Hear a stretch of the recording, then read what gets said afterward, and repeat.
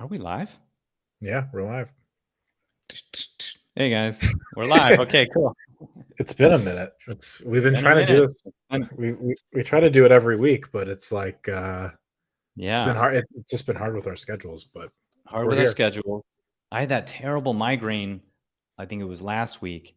Hmm. Honestly, I think Henry, I was working out too much.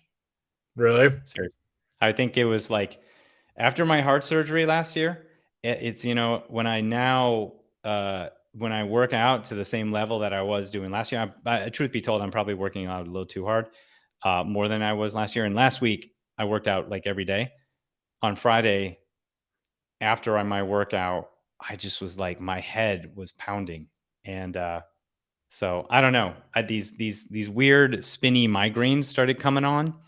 So they were new after I had my heart surgery, but I think that coupled with overexertion of working out was the reason. So that's why we didn't do it last week, because my brain was about to explode. We're working out too hard. I don't think Yeah. anyone really knows your heart surgery story. Like that was Oh freaking yeah. intense. It was, yeah, yeah. So for those who don't know, I had a myxoma, which is like a tumor in my heart, and they only found it because I went into the hospital for something else.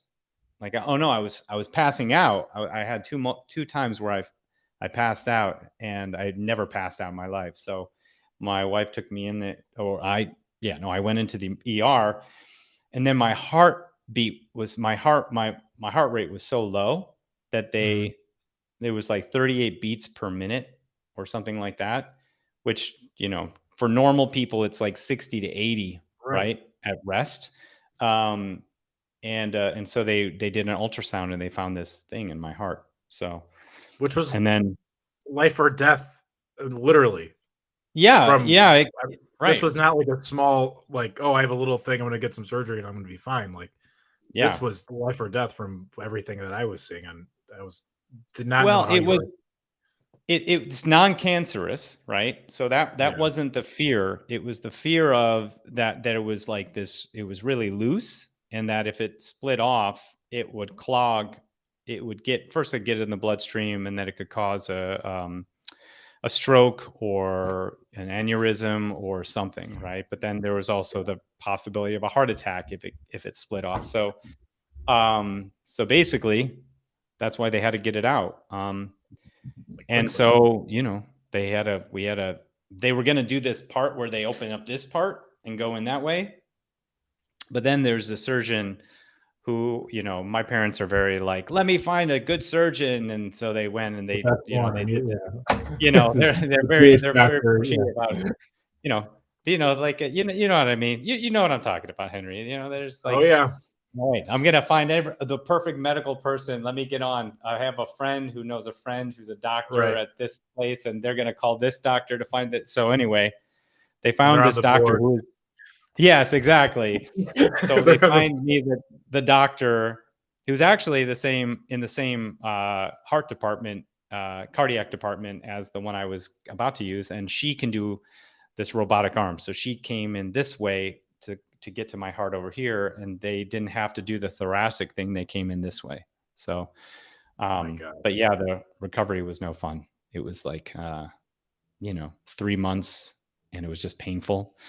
Um, so, you know, so that's, but since then, I've come back, man. I've come, not, maybe not fully back, but I'm coming back.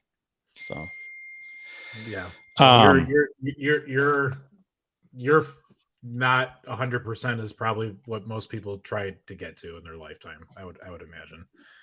geez, well, You know. I certainly felt like that before last year, and this last year was just this wake up call that, that I have to pace myself. Maybe, Yeah. like I'm not, or it's a wake up call to not pace myself and just be like, this is all the time we have on Earth, and we might as well, we have to live it to our fullest, and so it's, I don't know, but definitely I felt my mortality after going through that.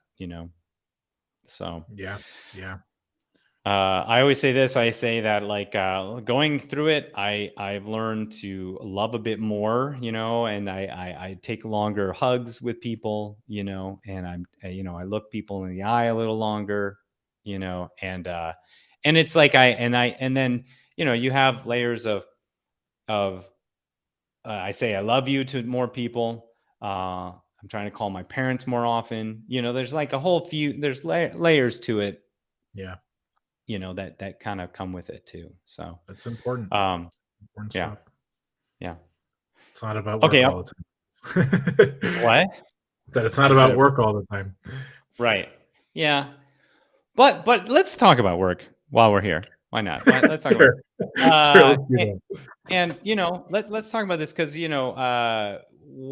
were talking before, and something we really haven't done a lot of um is kind of gone into your growth strategy, your growth process, and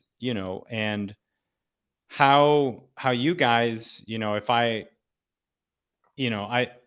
don't know the percentage of growth since, let's say, 16 months ago compared to now, right? Mhm. You know it in your head, and I can see you're doing the numbers right now. um if there has been a drastic growth, I'd like you to go and talk about that, because I've talked to you about it. And one of the things I feel like people should know about growing a business, because we both are business owners, right? Mhm. I'd love to find out more on, from your position, what are some of the main things that have helped you to grow your company in the last 16 months, or scale a bit more what you've been doing.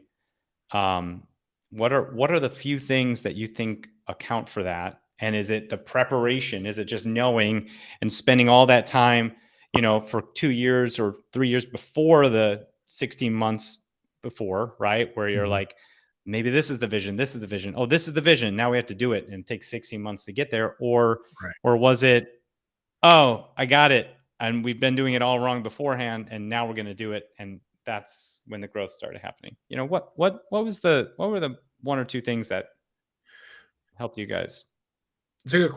question. I would say the visions never changed. The vision we're always very clear on we know we want to get to X, but being adaptable on the path getting there. And Mhm. in my mind, when I started, I've been doing this for 7 years now, which is Mhm. a long freaking time. Yeah.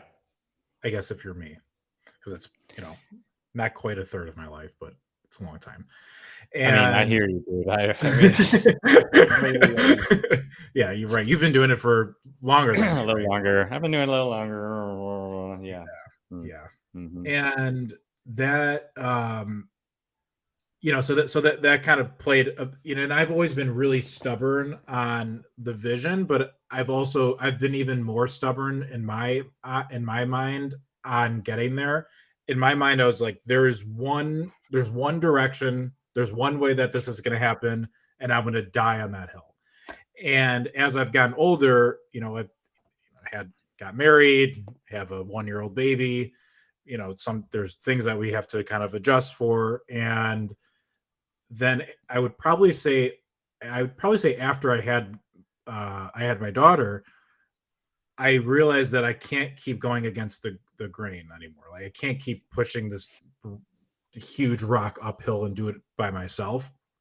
And so I had to Mm-hmm. get I had to adjust the strategy on what I was going to do to get there. And also, being I hear my daughter. Let me close this door 1 second. Sorry.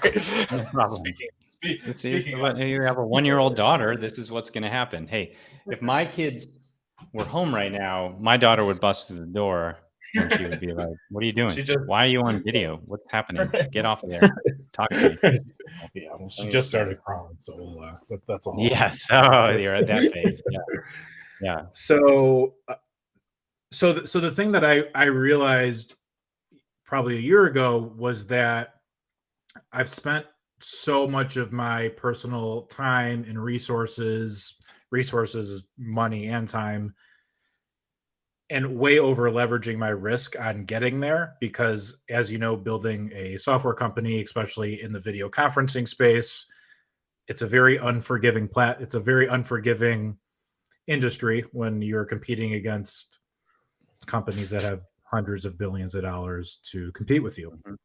And so what so the thing that resonated with me was I wanted to scale the unscalable. I wanted to figure out how can I show people whether or not they're going to pay me that I actually give a shit about their problems. And that once I started putting out very personalized individual messages and content to people, whether we're doing webinars, whether it's someone that I just happen to have a conversation with, someone who wants to learn about the product, I would just over deliver on value as much as humanly possible.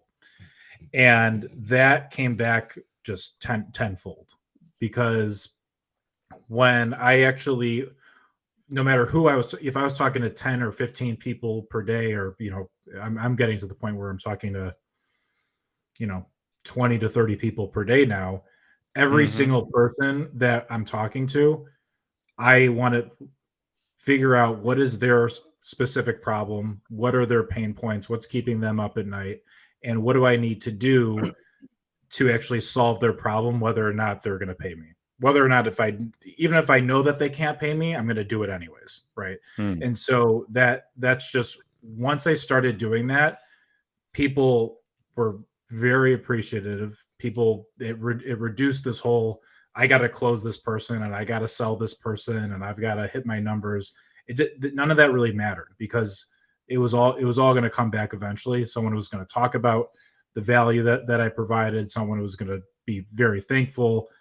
People wanted to take out loans to pay me, and I was like, oh, that's not good. People wanted to take out loans. Jesus, what is going on with this microphone today? Is it off Yeah, the but table? people, there's my microphone that just kind of like crashed and broke. Oh, that's funny. Uh, But yeah, people wanted to take out loans to pay you, and you were like, I'm "No, like, you're it's not no." doing that. I said, you're absolutely not doing that. Like, you are not in the, I'm not comfortable having you do that. I don't want you to be doing that. Mhm. And I don't feel like that would keep me up at night. Right. So I was just Mhm. not morally feeling okay about that.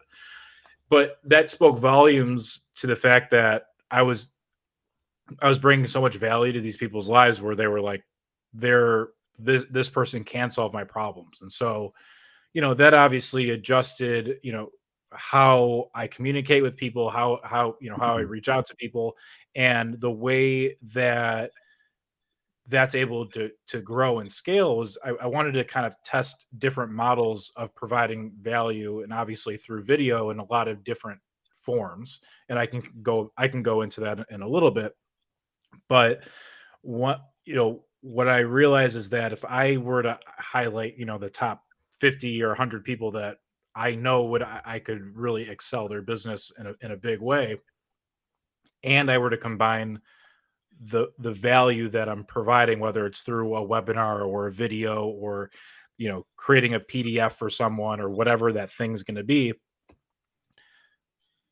that's going to come back tenfold and help grow my personal income and help grow the business and things Mhm. like that. So that's I would say that was the big thing, right? And so when I first started doing that, we went from, call it 0 to 20K. Then we went from like 20K to 30K. Then we went from 30K to 40K, 40K to 50K.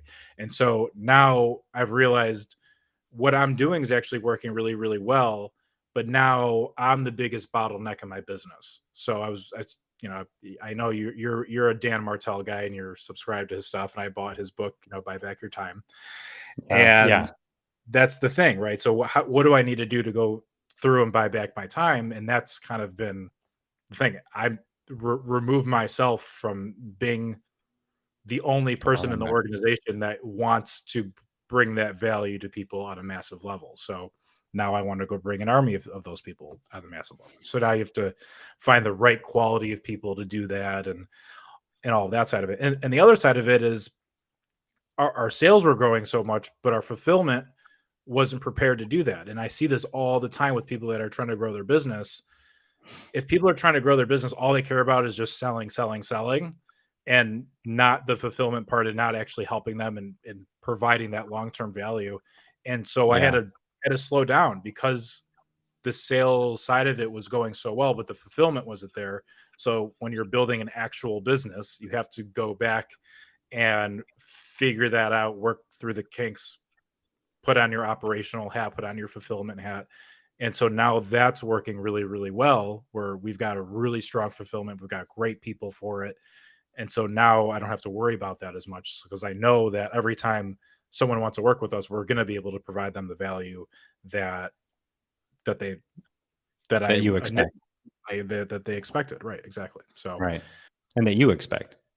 Yeah. yeah, yeah, absolutely. I don't know if that answers your question, but Totally. okay. So I imagine you're talking about like business audits, like you're like and being able to find people that can also like audit in a very thoughtful way Yeah. someone's problems, like to be able to say triage a problem and Yeah. Yeah. Yeah. I mean, and do it right out of the gate in terms of relationship building. 100%, 100%. I mean, that's a great way to put it. It really does. It comes down to an audit. Do you have a messaging Mhm. problem? Do you have a traffic problem? Do you have an audience problem?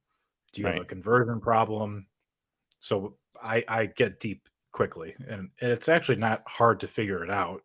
You just have to talk to someone for a few minutes and look under the hood, and then you And you get get your it. answer pretty quickly. Mm, mm. That's very cool. Yeah. And that's really, what I love about that is like, it's value up front, then, the sales, you don't have to work so hard, Yeah. they're probably saying, okay, well, what's the next steps? How can I work with you? And you're like, oh, well, Right. this person will reach out or something like that, right? Right. And then you have Right. that process in place there. Yeah. Yeah. I mean, how many times I've deal with this? I've dealt with this 3 times in the last 2 weeks. That you get on the phone with someone and they just care about closing you. You're just a number to them. Mhm. I mean, Mhm. it's obnoxious. It's really Yeah. obnoxious, and so you remove that whole. You remove that because you're trying to when an ultimate goal for a salesperson is that you want them to get them you want that prospect to like you and trust you and have some sort of social proof, right? And so they Mhm. know that the solution that you're going to provide, that you've already done that a million times over, instead of just I'm trying to close this person on and then you're never going to hear from them again. So Right. that's been the ultimate deal. And I mean, I was dealing with this the other day. Um, someone who's a social media guru, whatever you want to call them. I'm just curious on what their services, what they do, and what they provide, so I can figure out what actually makes sense. And they were trying to sell me a $25,000 package, and I said, this actually sounds like a really interesting thing. I know for myself and my business, I'm not in the right place to do it because I know in 3 months from now, when X, Y, and Z happens, that I'm going to be able to actually maximize the service and get more of a return in like 3 to 6 months after we have this conversation. They didn't Mhm. care. They did not. They could Yeah. care less. They Right. they they're like, why are you buying from me? Right. That's all they cared about. So Mhm. there's that. Yeah. They were like, "Well, why are we having this conversation now?" They're also probably hard closing you, They're It was a like, hard close. why in 3 months when you could do it now type of thing, Right. Right. They're Right. gonna try everything they can do to try to change your mind, which I appreciate because that's, part of sales, that this is a part of sales I really don't like, where it's like, "Hey, on this call, you have to be doing this, otherwise we're not gonna do this."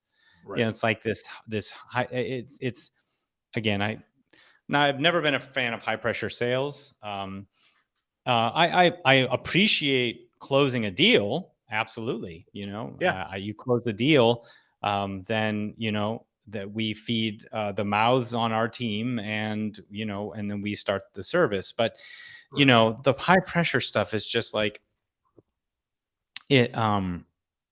Yeah, it just is. I don't know. It just feels like it starts the dance off on the wrong foot, if you know what I Yeah, mean. It's like yeah, you're starting a you're trying to go into a relationship with somebody, and if you're high pressure, you know, I mean, I think there's something to be said about helping them see that they need to be that this is where they should be, if this is right. where they should be. But Yeah, you have to also understand that they have a knowledge about where they're at that you don't have a knowledge about. So it's like, right. yeah. Um, that's very cool. And what one thing is interesting is, like, you've talked about how growing your company through these conversations. It's not like you created content that, like, this divisive content to grow an audience and to grow a business, right? Right, right. That, yeah, we talked about this.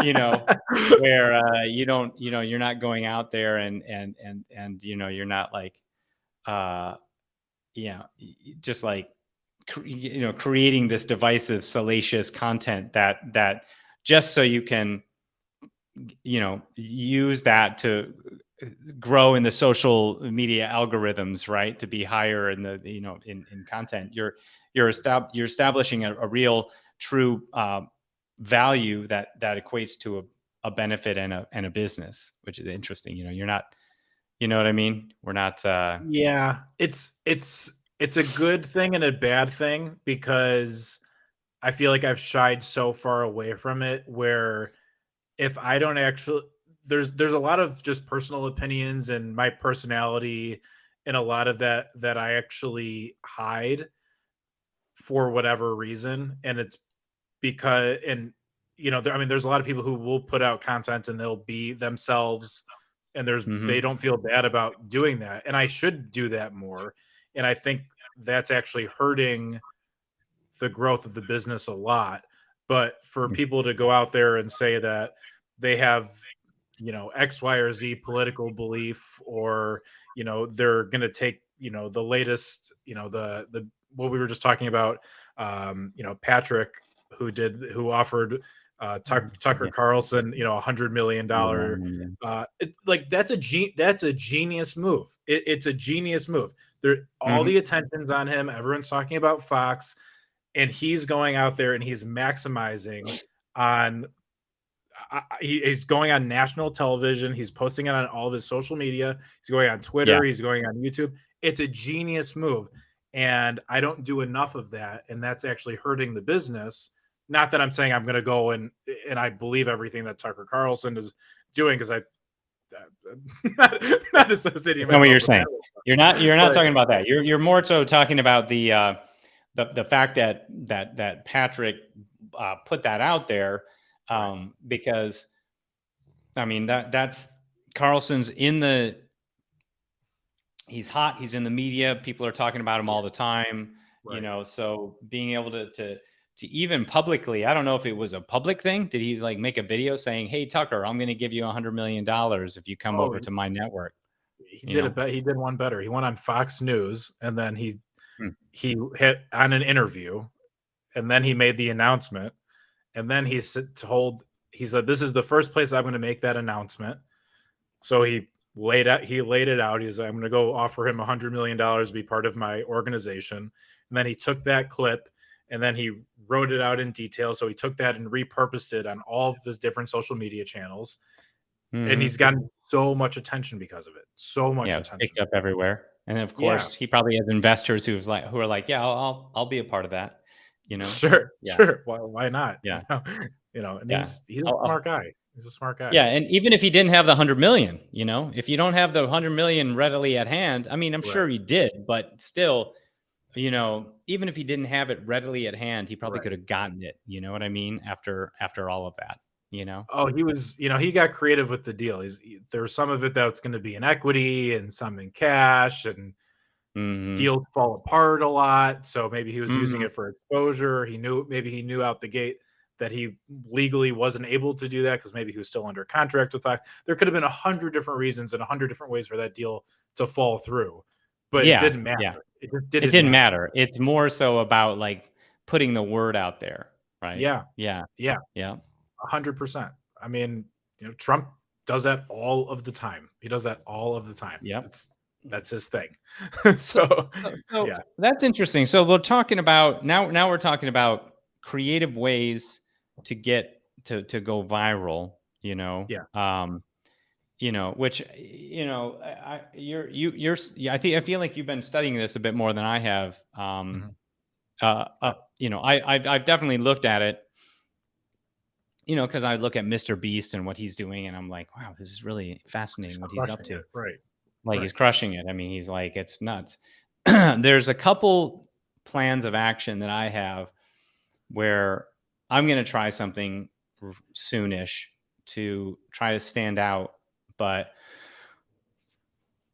it's like, how do you do it where you're not, it's almost like it's better if there's conflict. If it's better if there's, if it's got to feel either A, embarrassing, B, cringe. It has to be cringe worthy, or C, it has to be like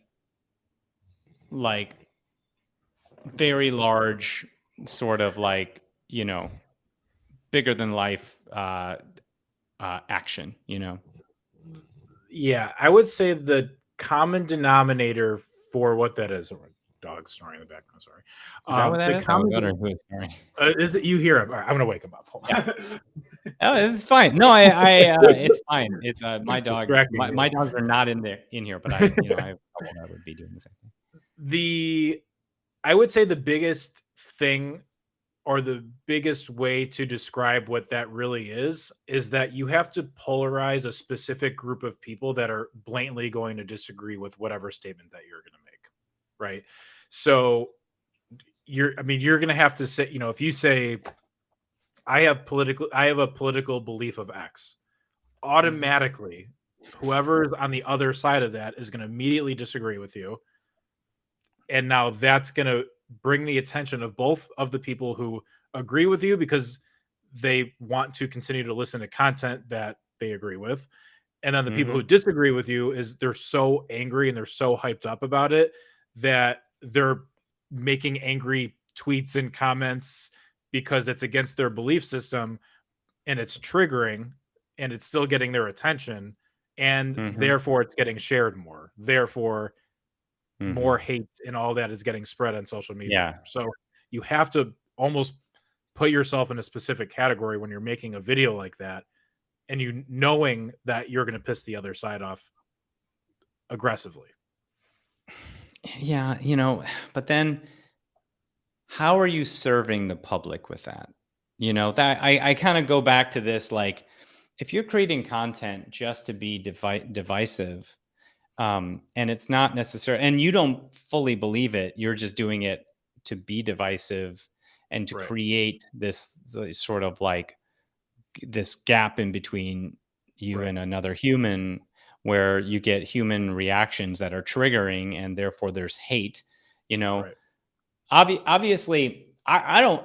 Listen, I will take some of the people that I follow and reshare their stuff. And Yeah. if I have a feeling about, you know, if someone's posting something about white supremacy or something Right. really disgusting and gross, and I'll share it because that's me sharing my belief system on, Right. what and I feel very strongly about it, so it's okay that I share it. Yeah. And I guess that's the point. I mean, I think you have to sort of also be in alignment with your own, um, with it has to be authentic to a degree. I mean, Yeah. media people are smart where they kind of go out of alignment, out of authenticity, just so they can get Right. the numbers. But I think that, I don't know. I think that you know, if you do it, you have to kind of, like it's like clickbait, that you have if you have a certain title Exactly. on something like, Tucker Carlson is, he's A genius. he's a genius, or he's like, yeah, like exactly, or whatever you're doing, you're Right. doing it just to get a click, and then you explain, oh, I didn't actually mean that, I'm talking about something else, like Right. without it being clickbait. I don't know, creating content that is in alignment with your authenticity, but still has divisiveness. I think that's kind of the thing, because that's what I see. I see the people that, as an example, I follow some religious zealots. I'm non-religious, right? I'm non-practicing anything. I have a Jewish heritage, but we don't really do much with it, right? It just sits there Right. in the corner. Sure. Um, but I follow some people just so I can learn about them. I see what they're putting out there. I'm doing it more so I can see what they're putting out there. But they're putting out very, things that are very, like, you're like, oh, from my perspective, as someone who's not very religious, like, a woman should be doing this, or a man should Right. be doing this. It's Right. like very, or they have very strong opinions about LGBTQ rights and things like that. Right. So it's interesting to see those, and also to see how many negative and positive responses come from that. Yeah. So that is interesting, and it's I'm sure that people watch content that they believe in, but also there's just as many who watch it because they don't believe in it. You know what I Yeah. mean? So Oh yeah. so Oh yeah. it's very, very interesting. The examples that come to mind, I mean, for that, I mean, is, Grant Cardone. He Mhm. posts all the time about vaccines. It's such a Oh, yeah. polarizing piece of content. But if I just saw a post from him. How many of you regret getting vaccinated? What is that doing? What is that accomplishing? Literally nothing. That's funny. but it's getting the people's Mhm. attention that normally wouldn't give him any attention, right? Right. Or with Andrew Tate, he's always talking about the Matrix, and he calls people who aren't rich brokies. What is that? I Mhm. mean, that's just amplifying himself, right? And Right. so again, it's super polarizing content, and now everyone, it's like when Howard Stern was on radio and he didn't have his Sirius agreement, and he would get fined all the time because people who hated him and loved him wanted to listen to him just to hear what was the next thing that was going to come out of his mouth. Right. And Right. he's the pioneer of that. I mean, he's a total pioneer of that. It's true, actually. Yeah. Yeah, It's that's right. so that's really what it comes down to. Yeah. Yeah. I think it's interesting when you study these people, it also helps with, like, marketing, because, you kind of get what gets, it's all about the art of understanding what gets people's attention, Right. how to Right. capture a moment of attention. Yeah. And I think the equation that I try to find is, how can I grab someone's attention authentically, Right. um, where it still has the same effect, but I do it from an authentic perspective without it Yeah. being clickbait. I think if I can figure that out, I'd be money. It's like Yeah. that's the equation to sort of determine, to try to lean in on. But at the same time, going back to this idea, as I said, you were able to grow your business just through authentic conversation and authentic um, help, right? Like, so Yeah. you didn't have to create crazy polarizing stuff. You just created content that was educational, and personalized, and help them truly find an answer to their problem. Right. Well, it was all because it's such high touch, high value, and so Mhm. personalized for each individual person. And I think the best persona for the person that you're describing of going online and providing content that's actually valuable and helps build your audience and awareness is Gary Vee. Gary Vee has his message around caring for people, scaling the unscalable. It's about Mhm. happiness. It's about, if you want to live in your parents' basement to save money with your family, that's okay. It's not about the Lamborghinis or the cars. And that's added a lot of humility, and that's added a lot of self love, and that's added a lot of that to his equation, which also, he's texted me 3 or 4 times personally, and I confirmed it, where he like does a mass text, I respond, and he'll literally send a text back or a personal video, and he's done that plenty of times because he's scaling the unscalable. But Mm. that builds so much good karma in his universe. But you have to think about how much volume he does. And if you look at Alex Hermosi, he does a lot of promotion and posts. Gary Vee Mhm. does literally double what Alex Hermosi does on all the platforms, double. Wow. So I mean, it's a huge amount of volume, it's a huge amount of resources that's required, but that's what it takes. So it's just, Mm. I mean, that's just the reality of that's just kind of the reality of it. Yeah, yeah. You have to get to a point where you can just where content can be. You have batch content that's spun out for the Yeah, next 10 years. yeah, He's. I mean, but then also he's constantly filming everything. Like that's everything. at the end of the day, it's like everything has to be uh, on a video. Yeah, Which that's the other part of that. That's the other part that's kind of where you have to learn to be able to deal with posting video on a constant basis, right? Like it's like right, has to become part of your part of what part of your process. right, Um, right. you know, Which is why we're so doing and then what was like what we're doing right now, and I Yeah. decided to turn my camera on just for the fun of it. My hair looks terrible over here, though. Yeah. Good thing you can't see is how bad my hair looks over here. It looks not too bad. Um, but yeah, so I think this was a good Friday founders chat. We got I a agree. we went into a little detail on what you did to grow. And my takeaway has been that you created personalized content for solving people's problems, and Yeah, it was super high touch.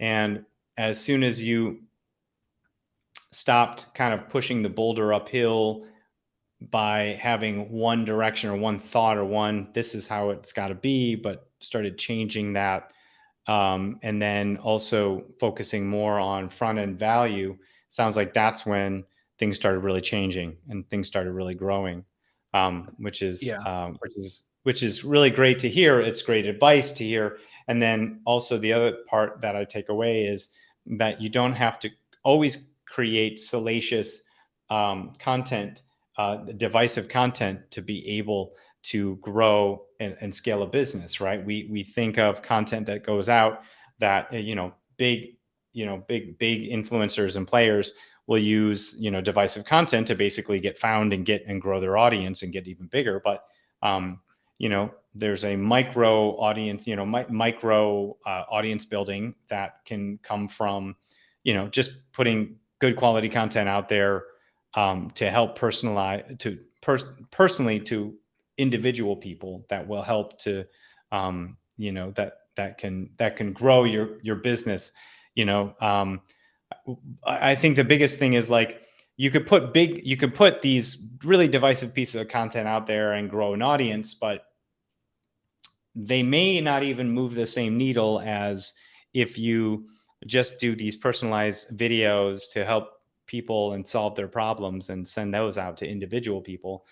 Both, I mean, I'm not saying the other side can't work, but what I am saying is that that's a harder path to take, you know, like creating the viral video that goes viral, and now suddenly, you know, you're able to get paid by YouTube or by Instagram or by whomever, or sponsorships, and, you know, but from what we've talked about, you know, it is important to, I like the personalization path, but I also, it's interesting that we did talk about like the more, you know, going viral and what kind of content that looks like, and how, you know, if you can somehow create both types of content while also the viral content kind of still being in this position of authenticity, then, you know, then it's kind of like that's sort of one of the goals with leveraging video and relationship building.